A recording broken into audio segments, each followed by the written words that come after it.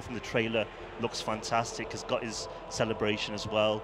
And it's huge for us because it's something. It's the first time that we've done this. We've had legends player before, but never a player outside of football. But it is still connected to the sport. Swift, you're so excited. What are his stats? I gotta know. Like, what do you have? We haven't decided yet on the overall stat for sure. Right. But I can guarantee he'll be the fastest player in the game. Obviously, that would be crazy if not. Oh, sure, that's absolutely wild. So you got to actually hang out with him, like, while you're getting him to the game, or how did that actually go? I'm curious, like.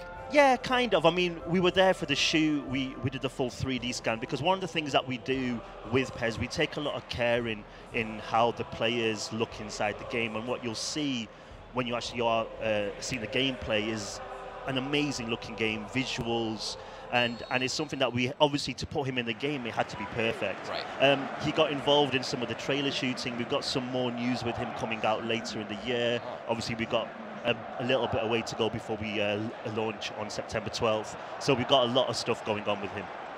That's fantastic. Yeah. So what did he say when you first reached out to him for this? Do you know what? It was a mutual conversation. It was like, hey, who are you? Hey, I work on PES. Oh, yeah. Usain likes PES. Oh, we should get him in the game. We should get him in the game, and that was it. Done. That's it. Easy. And it was started from there, and it's a fantastic conversation because I know it sounds silly to say, but seriously, when you have endorsements and things, people know money is exchanged, but I guarantee you this, it was always secondary. That conversation about fee was always, it was more about, what can I do? Can I get in the game? How can I look? Can you make me look realistic? My physique, my celebration, all those things as well. Well, you've really opened a door here. Oh, yeah. Who's going to approach you now? I hope everyone phones me and gets me on Twitter. And yeah, seriously. Oh, just got a goal as well there as well. Wow, fantastic. Whoever's playing backstage, nice job. Yeah.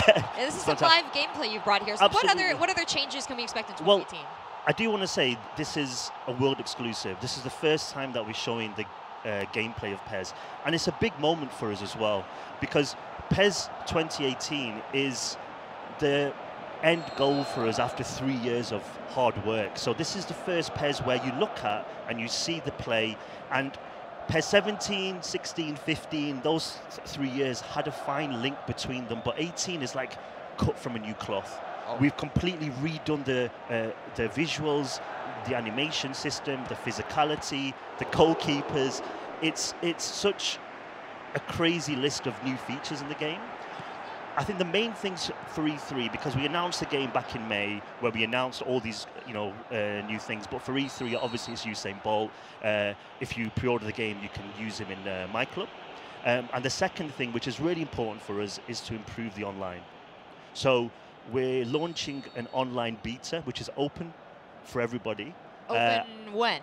Open at the end of July. We're aiming for the 20th of July. Nice. Yeah, take notes. It's only it's only available for 11 days. It's on PS4 and Xbox One. Okay, set alarm in addition to the notes you're taking. Again, we've not done this since 2011, so it's been a long time for the company, but we brought it back because we need to improve the online. And I think that's one of the weaknesses that we sort of need to fix and get ourselves stronger. Obviously, online is super important. Everyone plays online, so it's something that we're really focusing on. With online, we've got this whole new esports system with PES League, and we're bringing our new 3v3, which is our new co-op, into there.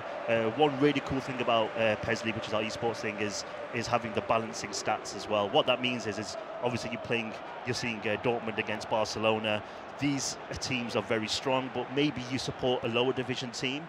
You can use them, go online, and use the same stats across the board. Oh, so that's cool. So you have to worry about, like, if you have a favorite team, just because their stats are generally a little bit lower, but like you can still play your favorite team and be competitive on the game. Exactly. That's great. Yeah, and it's fair, and then it's about skill. Right. And I think that's what I think when it comes to true esports, you want that sort of level playing field, really.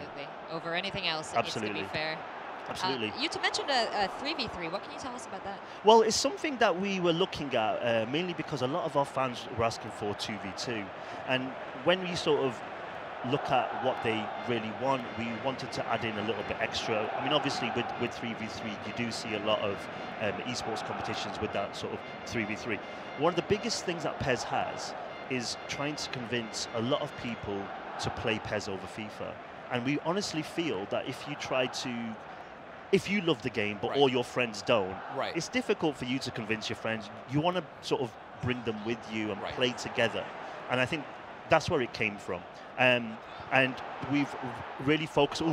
We've really focused on the game modes around the 3v3, where it has all the stats collected, how you perform as a clan, and you can also do really cool things like if you score a goal, there's some special 3-player celebrations that you can do together, which you can trigger as well, which is a lot of fun. So how is the player control, the in-game player control broken down for 3 people in the course of one match? Actually, it's rather simple. It's like we actually do the 2v2 co-op right now in PES offline, and it's just a case of pressing L1 or the right stick just to change your player. So I think it's more about the communication between the players, because everyone's going to be able to choose any player, but you don't want to overtake somebody who's maybe about to shoot or about to defend and things like that. So you don't want to see that.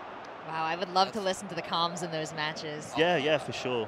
I mean, one of the most important things here that you're seeing, I do want to add, is the visual difference between last year is massive. And one of the big reasons why we actually got it here. So what you're watching, this is in daytime at the Camp Nou Stadium, which is the Barcelona Stadium, which is exclusively in PES.